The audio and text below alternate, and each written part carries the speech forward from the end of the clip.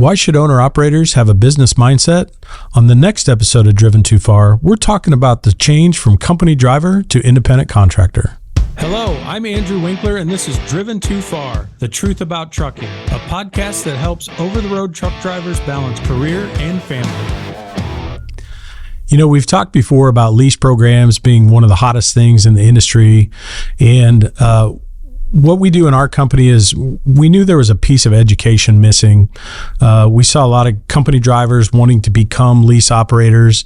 For most of them, it was the first time they've ever done anything like that, and they weren't really sure what to do. I think the only thing they really saw was, hey, there's more money to be made as a lease operator. At least they think there is. So today I wanted to focus a little bit on one of the education pieces we do in our workshop that we put on whenever we have company drivers taking a step into a lease program. We make them go through a series of education, and the first thing they do is some online business classes. Now, it's about 12 hours worth of training online. They can do it from the cab of their truck when they're at home. They can do it on their mobile device or whatever that is, and I will actually pay for that because it's that important to me that they get the right education when they're taking this leap of faith, so to speak. But the other thing we do too is we do a mandatory workshop, and many times we'll bring a group of guys in or gals, whatever it may be, that are considering doing the lease purchase thing, but they really don't know much about it or they haven't been exposed to it before. So we bring them in for a half day of what we call a owner-operator workshop, and we put them through just some conversation. And one of the biggest things we talk about that we really try to get into their heads is talking about the mindset. And that's the mindset, you know, when you're a company employee, you really have everything's kind of taken care of for you when you think about that. You're a company driver. Your loaded miles, your empty miles are paid the same. You don't have to worry about that. When it comes to truck maintenance and fuel cards and how the bills are getting paid, you know, everything's just kind of handled. So as a company employee, you're really worried about a couple things, and that's making sure you get enough miles so the paycheck's big enough on Fridays, and then scheduling the home time and making sure that you get home when you need to get home. Beyond that, everything's kind of handled for you.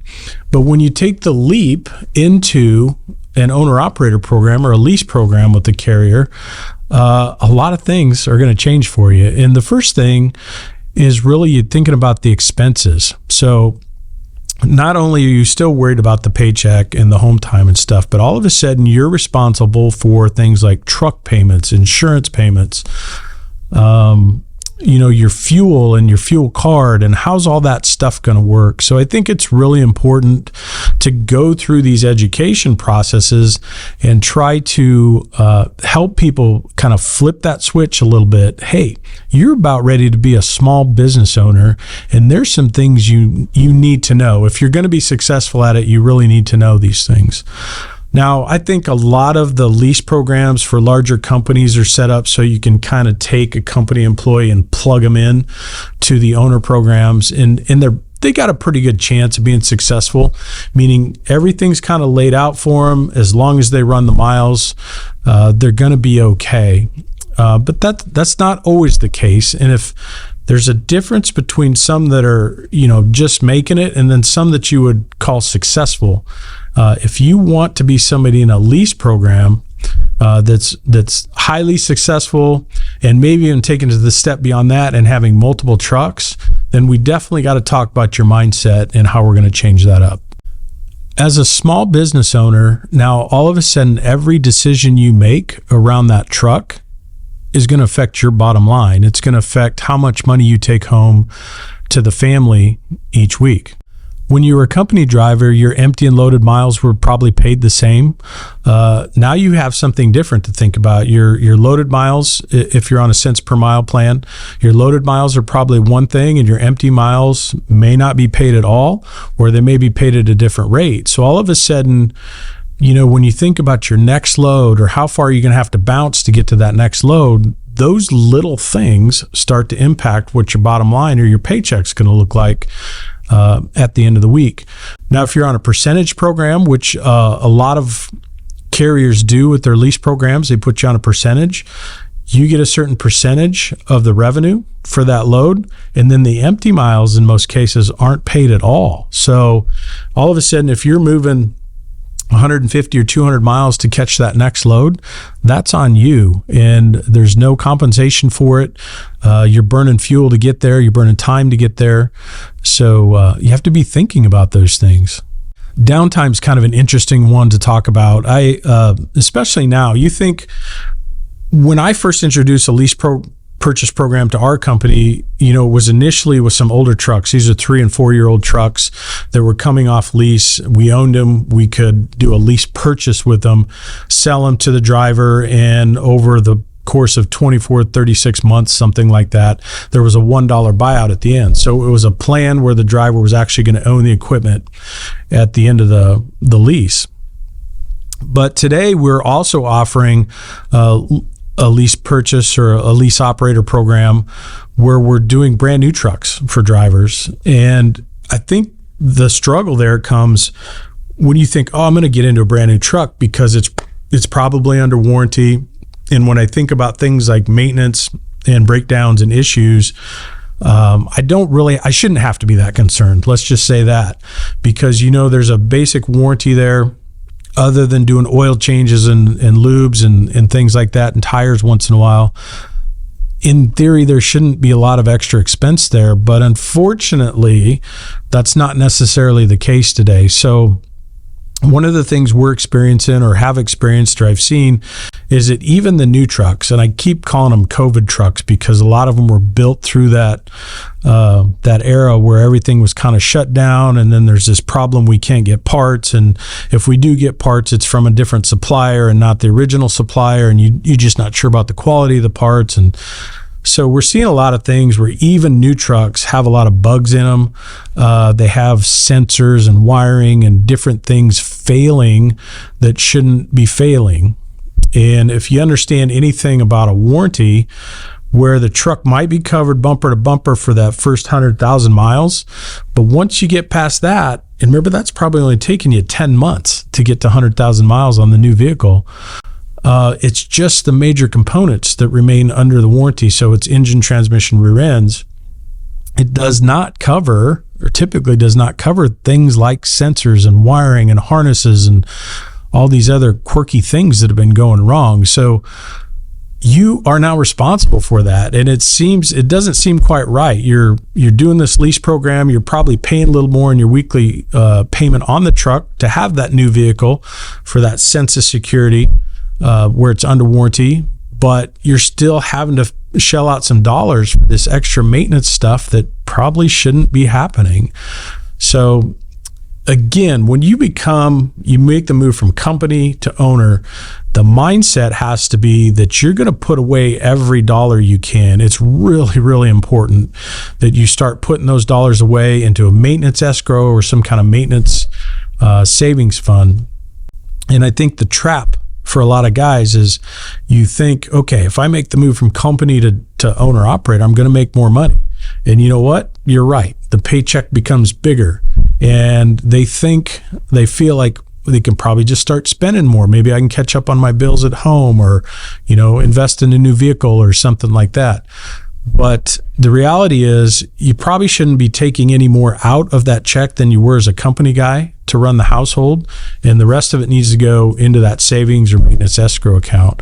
If you don't do those things, if you're not disciplined enough to do that, there's probably going to be a time where you find yourself in some trouble in short dollars. While our guys, I have about 25 lease operators in our small fleet right now, and they're independent, they're on their own, and I keep them at an arm's length because they are independent status, and I want them running their own business and learning some things. But I do try to keep an eye on them as well, because what I can see in the background, I can see the settlements every week, and I can see how many dollars the truck is making for the week. What kind of revenue is that piece or that asset making for them. And then I can see the expenses that come out, and then I can kind of see the driver's net check. And just by looking at those three different amounts, I can kind of tell the health of the business for this particular owner operator. So I review that every week on Thursdays, and I'm just watching for patterns more than anything. I'm not overshadowing it where I'm trying to get in their business too much, but on occasion I'll ask a guy if he wants to come in and visit a little bit, or maybe I'll just call him and say, "Hey, how you doing? I'm by the look of things here, it looks like maybe things are a little bit tight, or maybe you're not making as much money as you thought you were." And he's like, "Yeah, you know what?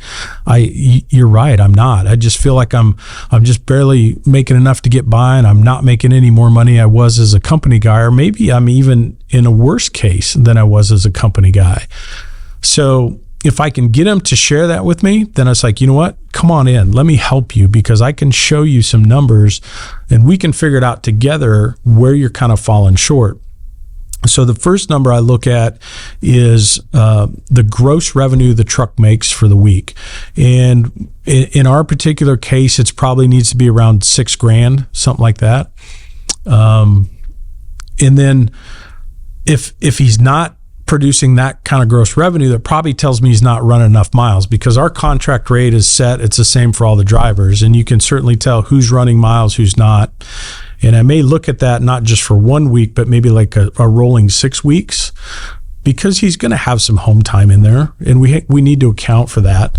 But usually 6 week snapshot's pretty good. It'll account for some home time, and then, you know, when he is out working, what kind of money is he making with the truck? So that's what the gross revenue will kind of tell me his health. Is he actually out there working enough, or is he taking too much time off at home?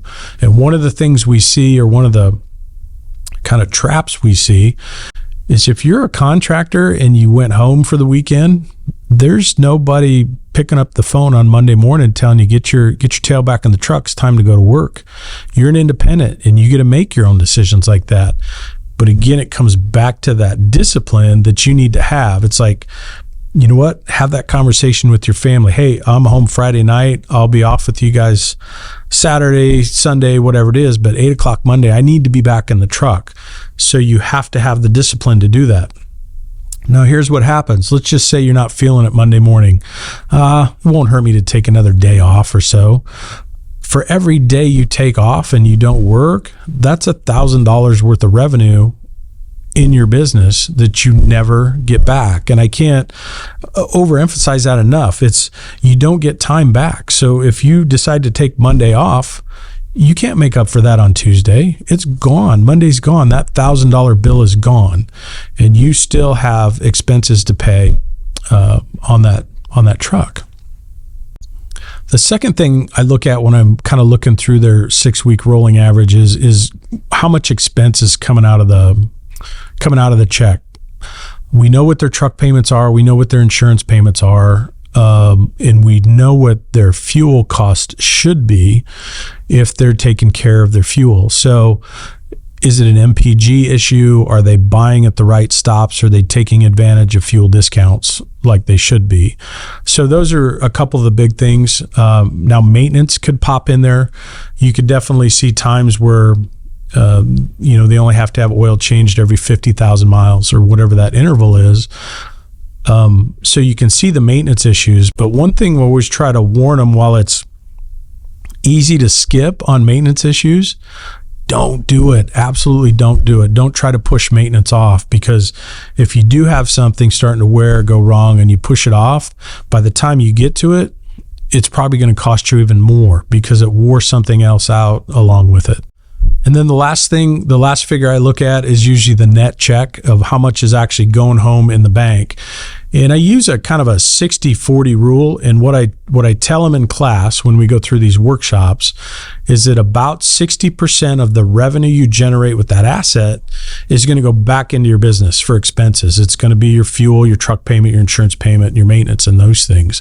It should leave about 40% for you to take home. Now, when you start looking at that number, and I caught a guy here early this year, he was at 16%. Remember, he should be around 40% take home. He was only taking home about 16%. So pulled him in, had a chat with him and his wife. And I said, listen, I know you guys are struggling. This isn't what you signed up for, right? And he goes, no, it isn't. I said, I agree. I'm worried about you too.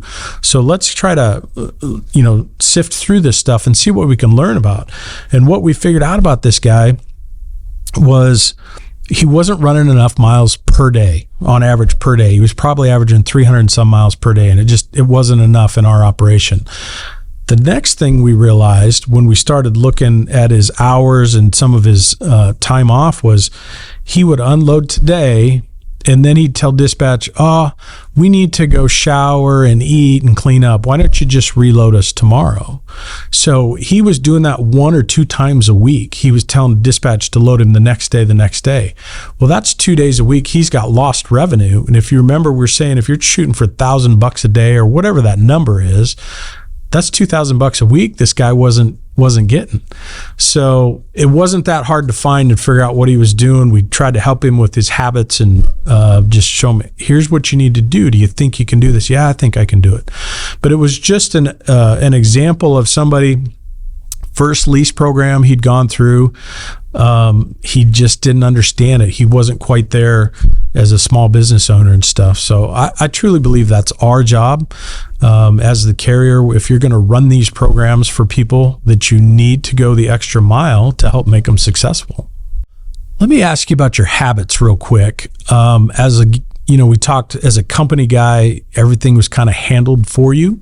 The company's paying for the fuel and the cost per mile on the fuel wasn't really any concern of yours. You didn't have anything to worry about there. But now all of a sudden, it is your concern. So the question is, what kind of habits are you willing to look at to change your outcome of your business? So fuel's the big one. And if your business or your company that you're running isn't quite hitting the numbers that you want, are you willing to change to get the numbers you want? And while a lot of people will say, oh, sure, I'll do whatever it takes, man, habits are hard. It's really a hard thing to change. Does that mean slowing your overall speed down? Are you willing to do that? Are you willing to drop 5 miles per hour on average? Run at 65 instead of 70 to improve your fuel mileage? The effect of that at the end of the year could be $10,000 in your pocket. So I can't answer those things for you, but I can try to educate you on them and try to help you make better decisions as a small business owner. Here's one that I know most people don't understand, and it's probably one of the more difficult things to explain and educate drivers on, and that's a fuel surcharge program. Fuel surcharge is really designed to stabilize your overall cost of fuel, regardless of what the price at the pump is doing. So if it's $2 a gallon or if it's $4 a gallon, your cost to operate should be the same or nearly the same if you have a good fuel surcharge program. Now, if you're signing on to a carrier and doing a lease through a carrier, I hope they have a fuel surcharge program for you and it's something you can trust in. One of the things I like to do is on social media, I belong to a couple different trucking groups on Facebook, and it's drivers on there, and I don't really interact a whole lot with them. It's just more for my own education. Is like, what's going on in the driver world out there? What are these guys talking about? What's the pain points more than anything is what I'm trying to learn. But I saw a post the other day, and you could tell this guy was pretty inexperienced, just got into a lease program. And he says, what should my cost of fuel be? And he thought it should be around $1 a gallon. And I looked at that and I go, whoa, it better not be $1 a gallon. You're going to struggle. And what I'm thinking, even if today's fuel is $4.25 a gallon, something like that, and you're running 6 miles per gallon, I think that's reasonable. If hopefully you're getting better than that. It shouldn't be that high. But when you throw fuel surcharge in there and think of that fuel surcharge maybe like a rebate, if you will, your cost on fuel should probably be closer to 50 cents or somewhere in that neighborhood, not up to $1. But what I thought was really interesting was looking at all the comments. So part of the reason sometimes I really dislike these groups is somebody's trying to ask an honest question and educate themselves. And all they get back is 60, 70, 100 responses, and it's just people just attacking them with sarcasm and, all kinds of different things going on. And this guy was really just trying to look for some help. And I guess he didn't know where to go for help. So probably one of the reasons I started this whole podcast thing was I was like, gosh, I got to do something. I got to at least try to help educate drivers and shoot it to them straight and try to find the truth in all of it. But my disappointment in that was I bet 90% of the drivers that responded to the guy's question about what should fuel cost, they all thought it was around $1.02. And I'm just like, oh my goodness, we've got a whole handful of operators out here that don't understand costs at all. So it made me kind of sad, and I wish I could have jumped in there with a comment and tried to help, but I'm sure I would have just been attacked too, like somebody that didn't know what they were talking about. So anyways, the Facebook groups and some of those things, if you belong to them, just be cautious with that. I know you probably belong to them to try to educate yourself and learn, but boy, there's a lot of bad information out there too. And it's no wonder why there's so many drivers and owner operators struggling right now. It's just because they probably haven't been educated along the way when they bought their first truck.